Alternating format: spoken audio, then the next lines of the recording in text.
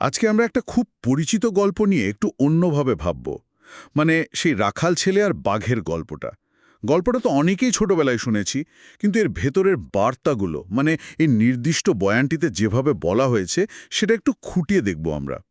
গল্পটা শুরু হচ্ছে এক রাখাল ছেলেকে দিয়ে। গ্রামের গরু ছাগল চড়ানোর দায়িত্বে ছিল সে। বেশ, মানে যাকে বলে একটু দুষ্টু টাইপের আর কি। তো একদিন তার মাথায় এলো একটু মজা করা যাক। আর সে হঠাৎ করেই চিৎকার জুড়ে দিল, বাঁচাও বাঁচাও, বাঘ এসেছে। গ্রামের লোকজনের কথা ভাবুন, তারা তো আর কিছু ভাবেনি। বিপদ হয়েছে মনে করে হাতের কাছে যা পেয়েছে লাঠি সোটা নিয়ে সবাই ছুটে এসেছে। কিন্তু এসে দেখে, আরে, ছেলেটা হাসছে, বাঘের নামগন্ধও নেই।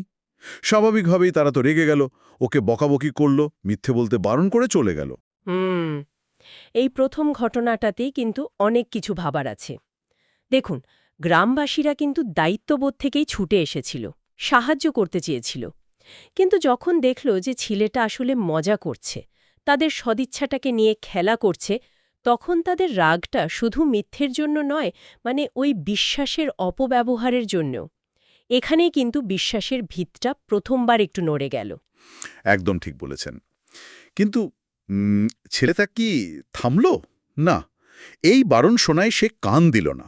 কিছুদিন পর আবার আবার সেই একই কাণ্ড, সেই একই চিৎকার, বাঘ বাঘ বাঁচাও। লোকজন এবার একটু ইতস্তত করেও আবার ভাবল যদি সত্যি হয়, তাই আবার ছুটে এলো। এসে আবার একই দৃশ্য, ছেলেটা হাসছে, বাঘ নেই। হ্যাঁ, এই দ্বিতীয়বার ব্যাপারটা আরও সিরিয়াস হয়ে গেল। গ্রামবাসীদের রাগটা এবার দ্বিগুণ।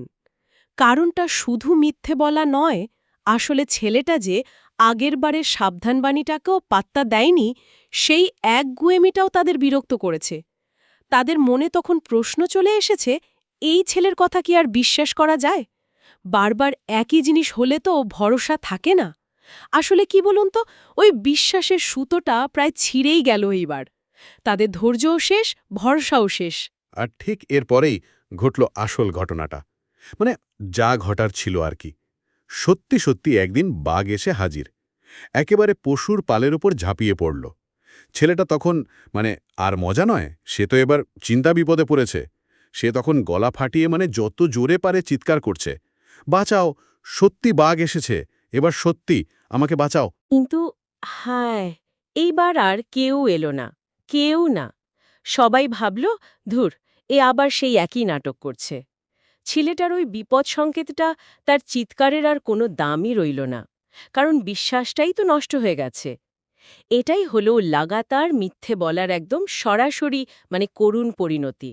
ফল যা হওয়ার তাই হল, বাঘ মনের সুখে তার বেশ কয়েকটা গরু ছাগল মেরে ফেলল। ছেলেটার অবস্থা তখন কি? মাথায় হাত।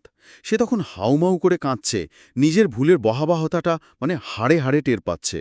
বুঝতে পারছে নিছক মজা করতে গিয়ে নিজের কত বড় সর্বনাশটা করে ফেলেছে। আর এখানেই তো গল্পের আসল শিক্ষাটা, তাই না? খুব পরিষ্কার হয়ে ওঠে। হ্যাঁ, একদম। গল্পের শিক্ষাটা খুবই সোজাসাপটা, কিন্তু খুব গভীর। বারবার মিথ্যে বললে শেষের সত্যি কথাটাও আর কেউ বিশ্বাস করে না। বিশ্বাসযোগ্যতা একবার হারিয়ে ফেললে দরকারের সময়, চরম বিপদের সময়ও পাশে কাউকে পাওয়া যায় না। এটা শুধু ব্যক্তিগত জীবনের ছোটখাটো ব্যাপারে নয়, আসলে বৃহত্তর ক্ষেত্রেও এই নীতিটা একই রকম সত্যি। হুম। এই গল্পটা যেন সবসময় আমাদের মনে করিয়ে দেয় যে সততা, কথার দাম রাখা, বিশ্বাস ধরে রাখাটা কতটা জরুরি। কারণ বিশ্বাস একবার ভেঙে গেলে সেটা জোড়া লাগানো প্রায় অসম্ভব একটা ব্যাপার। আজকের আলোচনা আমরা প্রায় শেষ করে এনেছি, তবে যাওয়ার আগে একটা প্রশ্ন নিয়ে হয়তো ভাবা যেতে পারে। দেখুন, এই যুগে এখনকার সময়ে, যেখানে এত তথ্য, এত খবর চারিদিকে, কোনটা সত্যি কোনটা মিথ্যে সেটা বোঝাই তো একটা কঠিন কাজ হয়ে দাঁড়িয়েছে, তাই না? তো এই পরিস্থিতিতে এই পুরনো গল্পের নীতিশিক্ষাটা কতটা প্রাসঙ্গিক, ব্যক্তিগত জীবনে বা সামাজিক স্তরে? মানুষ কিভাবে বুঝবে কোনটা নিছক মজা করে বলা অসত্য আর কোনটা সত্যিই গুরুত্বপূর্ণ সতর্কবার্তা? এই পার্থক্যটা করার ক্ষমতা কি সময়ের সাথে সাথে আরও জটিল হয়ে উঠছে না? কি মনে হয়?